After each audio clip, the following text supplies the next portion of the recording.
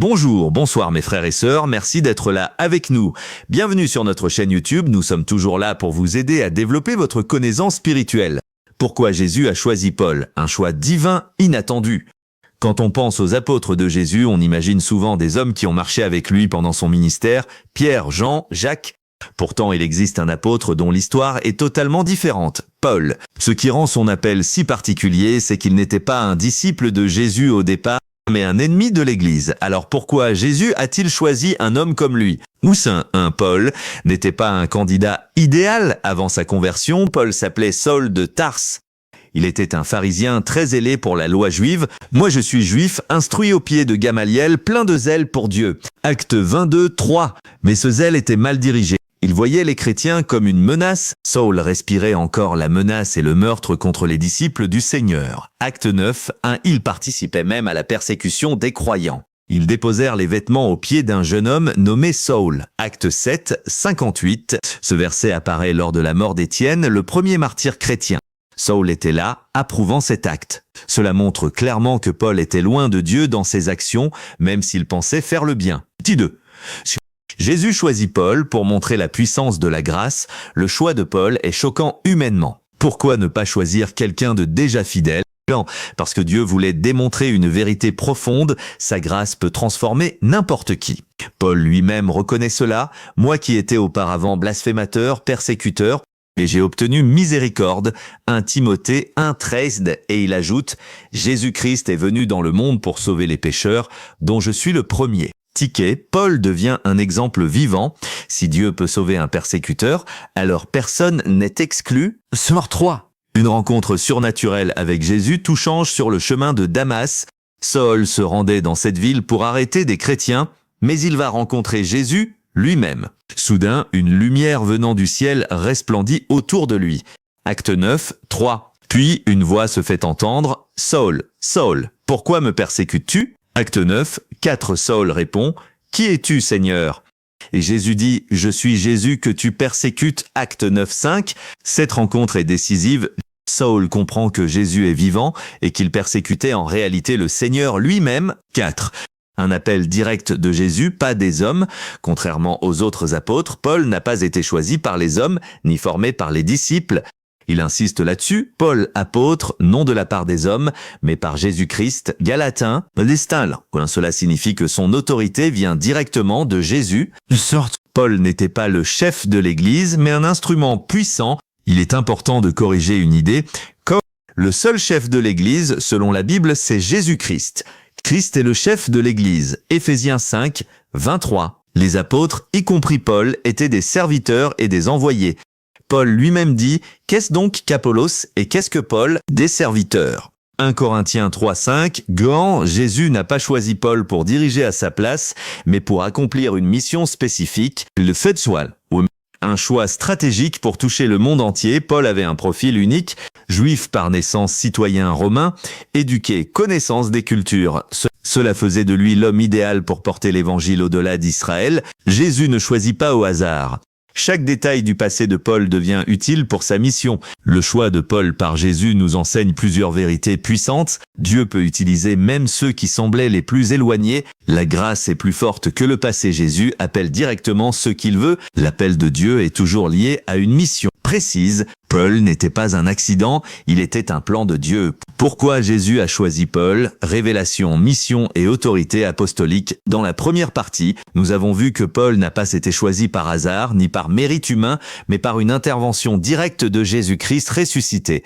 Son appel est unique, puissant et profondément lié au plan de Dieu pour l'Église. Dans cette deuxième partie, nous allons approfondir 3 éléments essentiels. La transformation de Paul comme preuve du choix divin, la mission spécifique confiée à Paul, son autorité apostolique reconnue par les autres apôtres la transformation radicale de Paul, un signe du choix divin. Avant de devenir apôtre, Paul s'appelait Saoul. Il était un persécuteur violent des chrétiens. Il croyait servir Dieu, mais il combattait en réalité l'Église de Jésus. La Bible dit « Saul ravageait l'Église, pénétrant dans les maisons, il en arrachait hommes et femmes et les faisait jeter en prison. » Acte 8, 3. Cela montre un homme opposé totalement à la foi chrétienne. Pourtant, c'est précisément cet homme que Jésus choisit.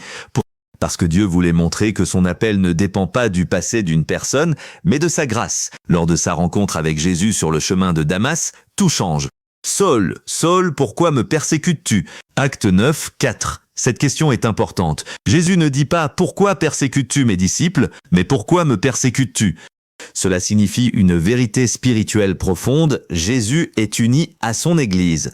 Toucher les croyants, c'est toucher Christ lui-même. Après cette rencontre, Saul devient aveugle pendant 3 jours. C'est un symbole spirituel, il doit perdre sa vision ancienne pour recevoir une nouvelle révélation. Ensuite, Ananias reçoit un message de Dieu. Cet homme est un instrument que j'ai choisi pour porter mon nom devant les nations, les rois et les fils d'Israël. Acte 9, 15 ici. Dieu déclare clairement le choix de Paul. Il n'est pas une erreur humaine, mais un instrument divin. Une mission unique, l'apôtre des nations, le rôle de Paul est différent des autres apôtres. Pierre, Jacques et Jean ont principalement travaillé parmi les Juifs. Paul, lui, est envoyé vers les païens, les nations non juives. Il écrit lui-même « Je vous le dis, à vous les païens, en tant qu'apôtre des païens, je glorifie mon ministère. » Romains 11, 13, cela montre que sa mission est stratégique dans le plan de Dieu, ouvrir l'évangile au monde entier. Jésus avait déjà annoncé cette mission, « Va, car cet homme est un instrument que j'ai choisi pour porter mon nom devant les nations. » Acte 9, 15 Paul devient donc le messager de l'universalité du salut. Il est aussi celui qui explique clairement que le salut ne vient pas par la loi de Moïse, mais par la foi en Jésus-Christ, car nous pensons que l'homme est justifié par la foi, sans les œuvres de la loi. Romains 3, 28, cette révélation est fondamentale. Elle change la compréhension du salut pour toutes les générations. Une autorité apostolique confirmée par Dieu et les autres apôtres. Même si Paul n'a pas suivi Jésus pendant son ministère terrestre, son appel est confirmé par les autres apôtres. Après sa conversion, il se rend à Jérusalem. Barnabas le prit avec lui et le conduisit vers les apôtres. Acte 9, 27. Au début, les disciples avaient peur de lui, car ils connaissaient son passé, mais Barnabas témoigne de sa conversion réelle. Plus tard, Paul rencontre Pierre, Jacques et Jean, et ils reconnaissent son appel. Ils reconnurent que l'évangile m'avait été confié pour les incirconcis, comme à Pierre pour les circoncis. Galates 2,7. Ici, Paul affirme que son ministère est validé. Il n'est pas un apôtre autoproclamé, mais un envoyé reconnu. Même Pierre parle de lui avec respect. Notre frère bien-aimé, Paul vous a écrit selon la sagesse qui lui a été donnée. 2 Pierre 3, 15. Cela montre une reconnaissance officielle dans l'Église primitive. 4. Pourquoi Jésus a vraiment choisi Paul? Le message spirituel profond, le choix de Paul révèle plusieurs vérités importantes. La grâce de Dieu dépasse le passé humain. Paul était un persécuteur, mais Dieu en a fait un apôtre. Cela montre que personne n'est trop loin pour être transformé. Dieu choisit selon son plan, pas selon les apparences. Les hommes auraient choisi Pierre ou Jean, des disciples proches de Jésus. Dieu ne fait point exception de personne. Romains 2, 11. C'est l'évangile est pour toutes les nations grâce à Paul. L'évangile sort du cadre juif et devient mondial. C'est lui qui plante des églises en Asie mineure, en Grèce et jusqu'à Rome.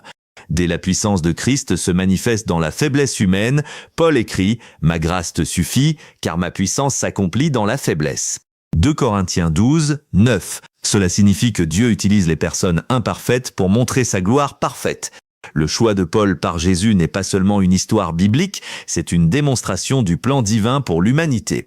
Paul est choisi, malgré son passé violent, pour une mission mondiale avec une autorité confirmée par l'Église comme preuve que la grâce de Dieu transforme totalement une vie. Dans la prochaine partie, nous verrons comment Paul a souffert pour l'Évangile, comment il a fondé les premières églises et pourquoi ses lettres sont devenues une base essentielle de la doctrine chrétienne. Paul, les souffrances de l'apôtre et la fondation de l'Église. Dans cette troisième partie, nous allons voir une dimension souvent oubliée du ministère de Paul, ses souffrances, ses persécutions et son rôle dans la construction de l'Église primitive. C'est aussi à travers ces épreuves que l'on comprend encore mieux pourquoi Jésus l'a choisi.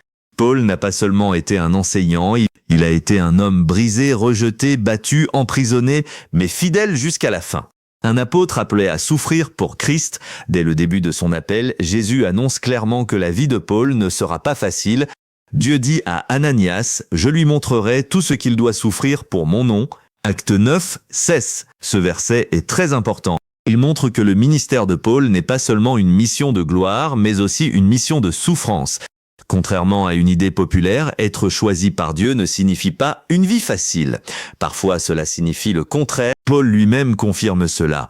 Nous sommes pressés de toute manière, mais non réduits à l'extrémité, persécutés, mais non abandonnés. 2 Corinthiens 4, 8 septembre 2.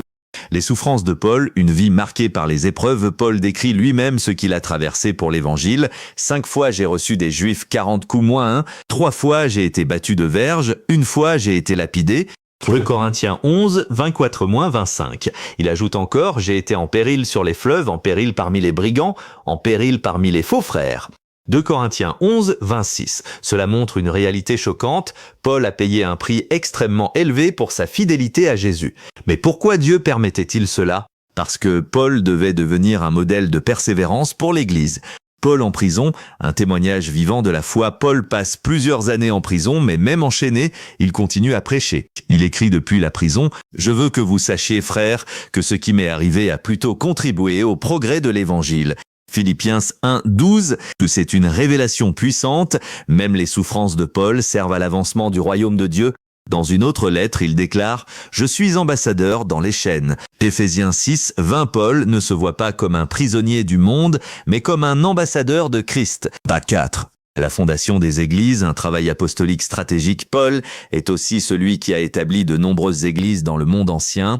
Il voyage à travers plusieurs régions, Antioche, Philippe, Corinthe, Éphèse, Thessalonique, Rome, influence indirecte par ses lettres. Dans chaque ville, il annonce Jésus-Christ crucifié et ressuscité, car je n'ai pas eu la pensée de savoir parmi vous autre chose que Jésus-Christ et Jésus-Christ crucifié. 1 Corinthiens 2, 2, les lettres de Paul, la base doctrinale de l'Église, une grande partie du Nouveau Testament vient de Paul. Ces lettres expliquent le salut par la foi, la grâce de Dieu, la vie dans l'esprit, l'unité de l'Église, la résurrection. Il écrit par exemple « C'est par grâce que vous êtes sauvés par le moyen de la foi ».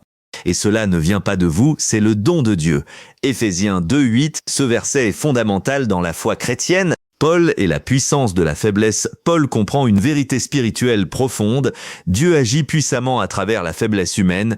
Il dit « Quand je suis faible, c'est alors que je suis fort ». 2 Corinthiens 12, 10, cela signifie que la puissance de Dieu ne dépend pas de la force humaine, mais de la dépendance à Dieu. 7. La fin du ministère de Paul, fidélité jusqu'au bout. La tradition chrétienne et les lettres pastorales indiquent que Paul a terminé sa vie en prison à Rome, fidèle à Jésus jusqu'à la mort. Il écrit avant sa fin « J'ai combattu le bon combat, j'ai achevé la course, j'ai gardé la foi ». 2 Timothée 4, 7, ces paroles résument toute sa vie. Combat spirituel, endurance, fidélité totale, conclusion de la partie 3. Le choix de Paul par Jésus prend ici tout son sens. Paul n'est pas seulement un apôtre puissant, il est un homme transformé, un homme souffrant, un bâtisseur d'église, un écrivain inspiré, un témoin fidèle jusqu'à la mort. À travers lui, Jésus montre que la souffrance n'annule pas, l'appel la faiblesse peut devenir puissance et la grâce de Dieu surpasse tout passé humain. Dans la partie 4, conclusion générale, nous verrons comment le message de Paul reste encore aujourd'hui une direction spirituelle pour les chrétiens du monde entier, avec des conseils pratiques pour vivre une foi solide et constante. L'héritage de Paul et conseils pour les chrétiens aujourd'hui. Dans les parties précédentes, nous avons vu comment Jésus a choisi Paul, comment il l'a transformé, envoyé en mission et comment il a souffert pour l'évangile. Maintenant, cette dernière partie sert de conclusion spirituelle. Que signifie tout cela pour les chrétiens d'aujourd'hui? L'histoire de Paul n'est pas seulement un récit biblique, c'est un message vivant pour chaque croyant, pour l'héritage de Paul, une église universelle. Le plus grand impact de Paul est simple mais puissant. Il a aidé à transformer le christianisme en une foi mondiale. Avant lui, beaucoup pensaient que le message de Jésus était seulement pour le peuple juif, mais Paul montre clairement que le salut est pour tous. Il n'y a plus ni juif ni grec, car vous êtes tous un en Jésus-Christ. Galatiens 3, 28. Ce verset change l'histoire de l'Église. Il détruit les barrières raciales, sociales et culturelles. Grâce à Paul, l'Évangile est allé en Europe, les églises se sont multipliées, le Nouveau Testament a été enrichi par ses lettres, la doctrine chrétienne a été clarifiée. Une vie qui montre la puissance de la grâce. Paul reste le plus grand exemple de transformation dans la Bible. Il passe de persécuteur à apôtre. C'est par la grâce de Dieu que je suis ce que je suis. 1 Corinthiens 15, 10, ce verset résume tout. Paul ne se glorifie pas de lui-même, il reconnaît que tout vient de Dieu. Conseil pour les chrétiens aujourd'hui, à travers la vie de Paul, Dieu donne plusieurs leçons importantes pour chaque croyant. Accepter que Dieu peut transformer n'importe qui. Si Dieu a changé Paul, il peut changer toute vie. Cela signifie ne jamais désespérer de soi-même, ne jamais juger les autres trop vite, croire en la puissance de la grâce. Si quelqu'un est en Christ, il est une nouvelle créature. 2 Corinthiens 5, 17, ce 2. Restez fidèles même dans les souffrances, Paul n'a jamais abandonné malgré les prisons et les persécutions. Persévérer dans la prière, Colossiens 4, 2 conseils pratiques, prier même dans les moments difficiles, garder la foi dans les épreuves, ne pas abandonner Dieu à cause des problèmes, 3. Vivre pour un but spirituel clair, Paul savait pourquoi il vivait, annoncer Jésus-Christ. Je cours vers le but pour remporter le prix de la vocation céleste de Dieu. Philippiens 3, 14 conseils, avoir une vision spirituelle dans sa vie, ne pas vivre seulement pour les choses matérielles, chercher la volonté de Dieu chaque jour. Lire et méditer la parole de Dieu, les lettres de Paul montrent l'importance de la parole. Toute écriture est inspirée de Dieu. 2 Timothée 3, 16 conseils, lire la Bible chaque jour, méditer les Écritures, appliquer la parole dans la vie quotidienne. Marcher dans l'humilité malgré sa grande mission, Paul reste humble. Je suis le moindre des apôtres. 1 Corinthiens 15, 9 conseils, éviter l'orgueil spirituel, reconnaître que tout vient de Dieu, servir les autres avec amour. 6. Rester rempli du Saint-Esprit. Paul enseigne que la vie chrétienne dépend de l'Esprit de Dieu. Marcher selon l'Esprit. Galates 5, 16 conseils. Prier pour être rempli du Saint-Esprit, éviter les œuvres de la chair, développer les fruits de l'Esprit, amour, paix, patience. L'histoire de Paul nous montre une vérité centrale. Jésus choisit, transforme et envoie ceux qu'il appelle, peu importe leur passé. Paul est la preuve vivante que Dieu peut changer une vie radicalement. La grâce est plus forte que le péché. La mission de Dieu est mondiale, la fidélité est plus importante que les circonstances. J'ai combattu le bon combat, j'ai achevé la course, j'ai gardé la foi. 2 Timothée 4, 7, 5. Dernier message pour les chrétiens, si Paul a pu être transformé, toi aussi tu peux l'être. Si Paul a pu persévérer dans les épreuves, toi aussi tu peux tenir ferme. Et si Paul a pu accomplir sa mission, toi aussi tu as un appel dans ta vie. La clé est simple, restez fidèle à Jésus-Christ jusqu'au bout. Merci d'avoir resté avec nous jusqu'à la fin. N'oubliez pas de liker la vidéo, donnez votre avis en commentaire, vous abonner pour ne rien manquer et surtout restez informés sur nous.